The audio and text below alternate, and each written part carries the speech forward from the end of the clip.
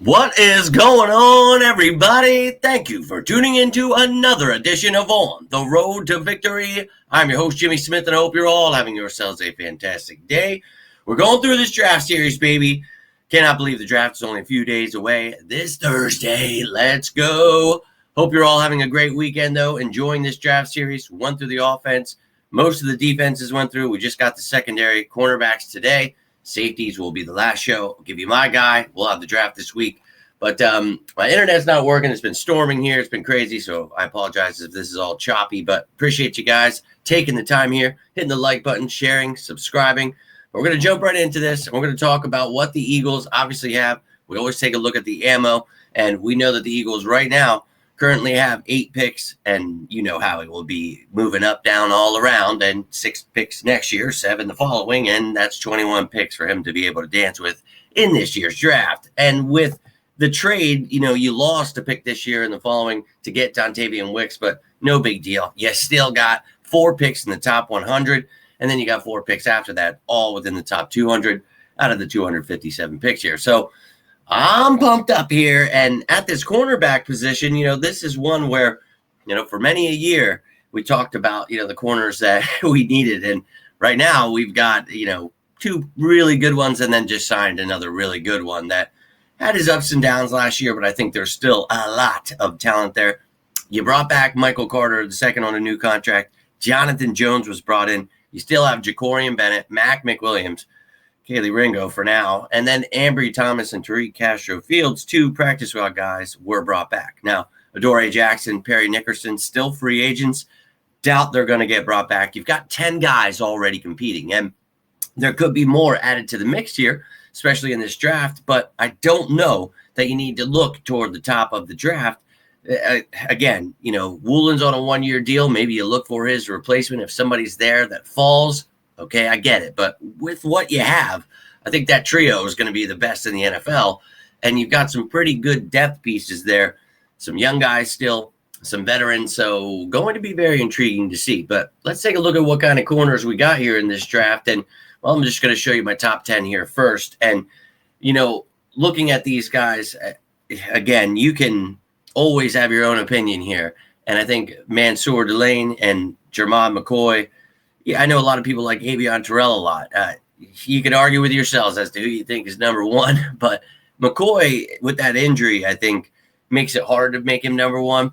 I really do like his game, though, a lot. Again, just don't know that the Eagles are too focused on the left side. Even the right side might be hard, but there is someone we will talk about here. And I do like these players. Don't get me wrong. There's a lot of talent. D'Angelo Pons is really fun, but don't need a shorter nickel cornerback right now. A great return man too.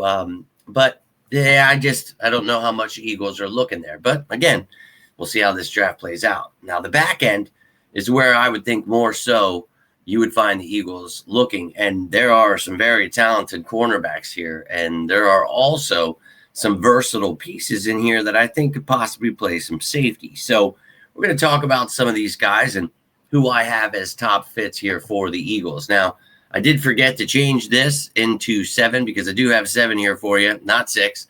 But that's all right. I think you guys will be able to count and you'll see. But let's take a look here. And I'd love to hear your thoughts. Who do you like in this class? Who would you add? But starting us off here first, out of Florida is Devin Moore. And this is somebody that, with injuries, I think is why I have him here, to why he could fall down, maybe into the 3rd. I don't know that he falls into the 4th, but I think this guy does have possibly 2nd-round talent with the talent he does have. And, at 6'3", holy, 4'5" isn't exactly the fastest, but he's great. I think just in the fact that he's good against the run, he's good in zone or man. I just think that, when you're able to be good against the run, have good tackling, good in coverage, all those things together, you're going to catch him at 6'3". Yeah. And I think he's got good tracking skills. The interceptions, to this season, I think he's somebody that I really like, and he doesn't miss tackles a lot. So he's somebody that, for me, if he's fallen, I think you got to go after somebody like this because he has the injury history. He also only had 1 year as a starter. So these are the kind of things I look for that possibly could make them fall. And I think a talented guy that has a bright future that I would be all for adding here to the Philadelphia Eagles. So that's I've got at number 7. But at number 6 here, this is a guy that apparently today it was reported that the Eagles are getting taking a visit here, the top 30 visits. Ephesians Prysock out of Washington here. And this is a cornerback, another 6'3" guy that I think, again, if you're getting somebody that can fall down a little bit, and he's somebody that I've seen like 6'4". I don't know all about that, but he's a giant. And he's good against the run too. He's got smooth hips. This is somebody that I think fits into that zone that we're trying to do. And, it's a match zone. You guys know that, but definitely not as good in coverage. He's definitely good against the run as Devin Moore. But I think, in my opinion, I'm putting him higher on my fits because I don't know that we'll be able to get more, and I don't know that we'll go that high. Just kind of depends if he falls or not. So it is what it is. But this is a kid that was a former wide receiver. He's got ball skills. So, but with that size, he's got good press. He just kind of needs more ball production. This is a kid where Devin Moore, we talk about, gets the ball. This is somebody that, with his size, you would think would get the ball more. I just think he needs to work on some things, his tackling, things like that, where this will be the reason he's not super high in the draft because, you wonder, why is a guy this size? Well, there's a lot of things that go into this. And you see allowed 54.2% completion percentage. That's not horrible at all. 0 touchdowns allowed. So he's got talent. So it's worth a look in those later picks. You go after someone like Prysock, and I'm not against it at all. Now, up here at number 5, I've got another guy that I feel more so in that 4 or 5 range out of Stephen F. Austin, Charles Demings, who 6'1", 193, runs a 4.41.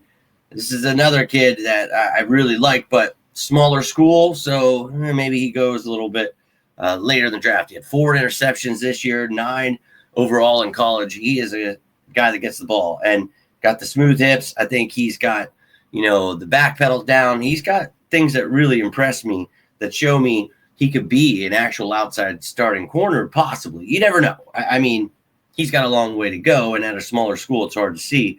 Didn't really get tested too much. But I think that he is somebody that needs to pack on a little bit more at 6'1", 193. I know those other guys are like that too. He just doesn't play as strong. Like these guys, when you look at them, they're not just all the same. They can all be 6 foot 190, but they'll look, you know what I mean?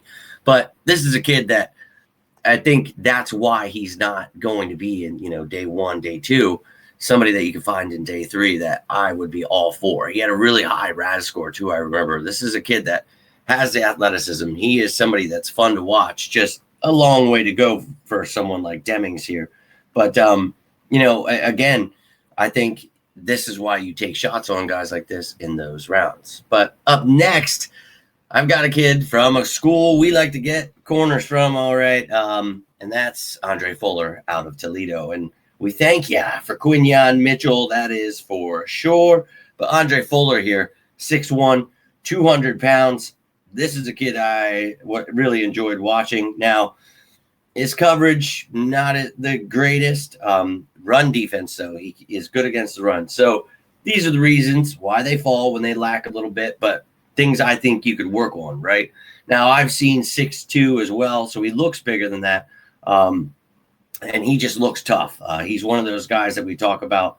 Just he's fast and strong. He is a willing run support guy. This is somebody that would right off the bat be a special teamer, and you never know what the future holds. And be here with, I'm sure he knows Quinyon, so that would be cool. But just little things like that or whatever. But 42.3%, completion rating, 11.9 yards per route allowed, reception.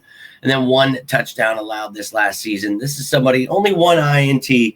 So you don't like that. It's something where, he's not a ball hawk. That's something that unfortunately he doesn't have. But I think if you could teach him some things, I think the sky's the limit, but he's definitely got to work on his hand usage, just certain things on the line, just a lot of work to do, but a lot of talent there. I think you can find him in the mid day 3 pick maybe, and I would be pumped up because I like Andre Fuller and would not be against a pick like that for the Eagles.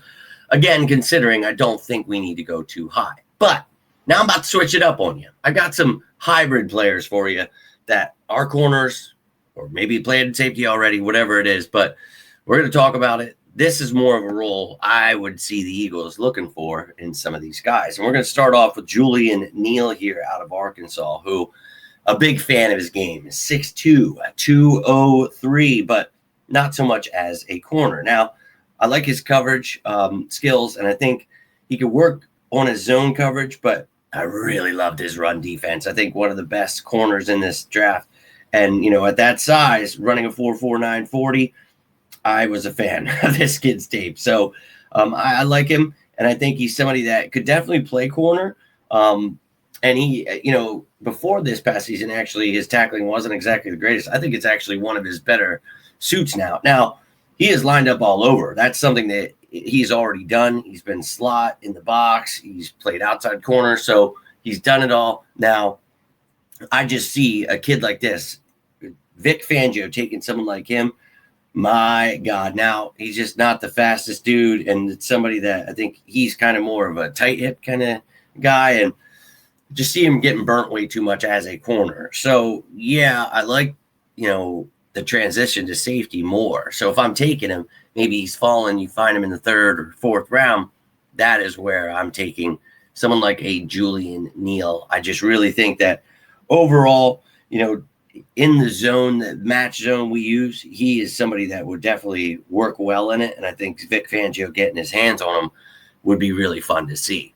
Now, up next is another guy that almost had number 1, but just a lot of things that I didn't like, but I do like Jalen Kilgore a lot.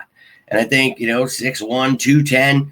Oh, yeah, 4.4 speed. Oh, all right. But one of the things is he's kind of like that big nickel, that, safety that we're talking about, that versatile defensive back. And, well, that's what I'm looking for. And I love his run defense, but his coverage is lacking. That's why I don't want to see him as a corner. We obviously know we have a nickel corner in Coop, but this is a versatile defense where you can use all of these players. You can use him as a safety for sure. And I think, somebody that's actually good against the run, that's something you would want to do, right? So he's got really long arms. He's somebody that I think plays perfectly in this zone, but somebody that has that. You talk about playing all over, just like with Julian Neal. That's exactly what he did for South Carolina there. So, yeah. But I think he would definitely have to work on his coverage ability. Being a safety in this defense, you have to be interchangeable. There's no free safety, strong safety. You got to be able to do both roles essentially, but it's really not.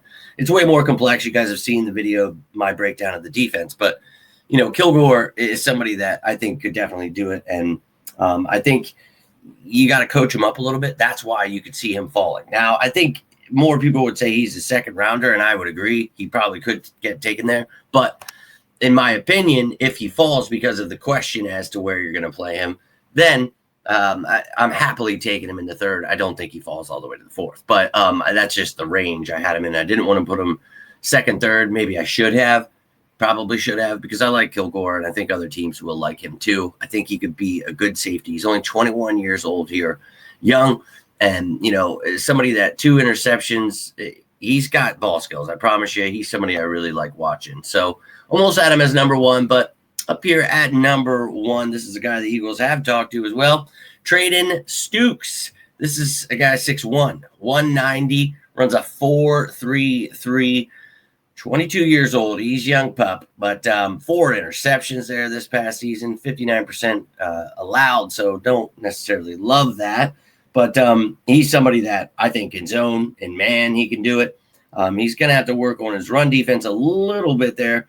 But I think this is a kid that played nickel at that size. And he's somebody that I'm looking at guys like that, just like Drew Makuba, when, you move him and you just strictly play him then at safety in this kind of defense. And I think a guy like Trayden Stukes, you might have to go a little bit higher for.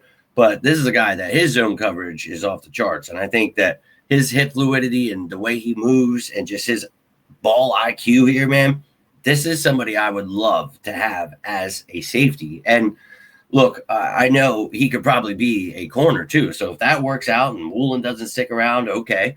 But this is a guy that had, some injuries, and this is maybe something that slows him down. I don't think it has. He's 4.33, but in his coverage, just it's not all about 40s though. So his movement, just the way things are going for him, he does have some flat-footed tape, that's for sure. So I think he could definitely use some coaching up.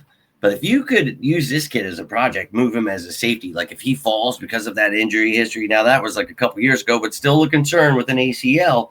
This is somebody, though, I think, in my opinion, would be awesome for the Philadelphia Eagles to have. And if you put him at safety, I wouldn't be not surprised in any way, shape, or form. But that's kind of more of my thought process as you see the top fits there at the end, or more so that safety hybrid. So that's what I think. I think the Eagles 10 that they have a lot of competition there. So don't necessarily have to go into this draft, but a lot of great names in there. Let me know the names you like, your thoughts on this.